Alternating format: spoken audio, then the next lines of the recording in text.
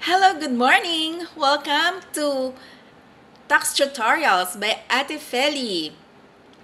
Ngayon ay October 3, 2023. So, nag-remind na ang Bureau of Internal Revenue na malapit na ang deadline ng filing ng quarterly percentage tax.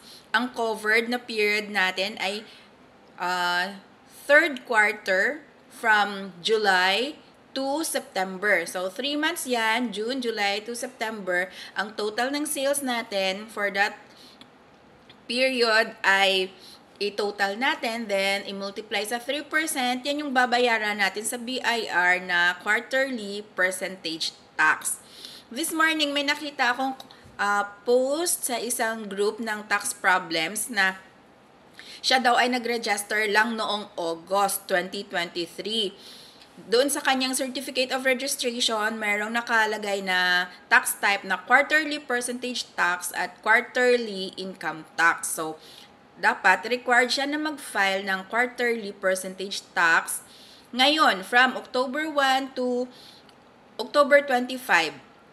Pwede pong mag-file. Yung pinaka-deadline talaga is October 25 deadline ng filing and payment ng quarterly percentage tax. So, siguro may nabasa na siya tungkol sa 8% income tax rate. So, pag ikaw ang nag-avail ng 8% income tax rate, hindi ka na kailangang mag-file ng quarterly percentage tax. Pero kung nasa certificate of registration mo siya, at first time mo palang mag-file ngayon, so dapat doon sa quarterly percentage tax ay i-click mo yung option na you are opting to use 8% income tax rate in lieu of graduated rates. So, ganon. Tapos, 0 lang yung amount doon sa sales. Ang magiging ang i-file mo na lang, kung ikaw ay nag-choose ng 8%, ang i-file mo na lang ay ang quarterly income tax return na ang form na ginagamit ay 1701Q. At ang deadline naman ng 1701Q for the third quarter 2023 ay sa November 15, 2023. Pero ngayon, pwede nang mag-file. File early, di ba? So, doon sa pag-file mo naman ng quarterly income tax return, kung ang yung income or receipts, sales for this quarter ay hindi naman lalagpas sa 250,000. So, wala ka ring tax due. Diba? Kasi ang exemption natin ay 250,000 pesos.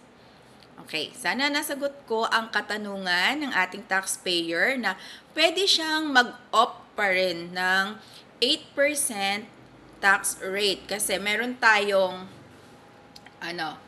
RMO, Revenue Memorandum 23-2018.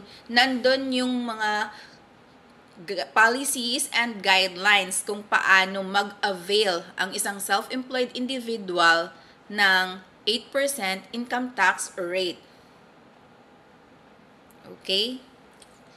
Sana po may natutunan kayo sa aking video ngayon. Maraming salamat po.